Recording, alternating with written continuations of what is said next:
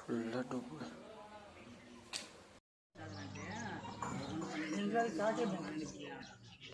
ముబ్బుడేగలా దీనికి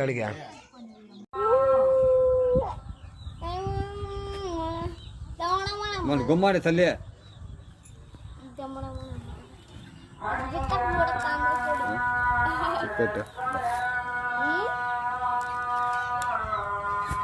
అట్లా పోమాను చెప్పా వెనక్కి దిబ్బ వెనక్కి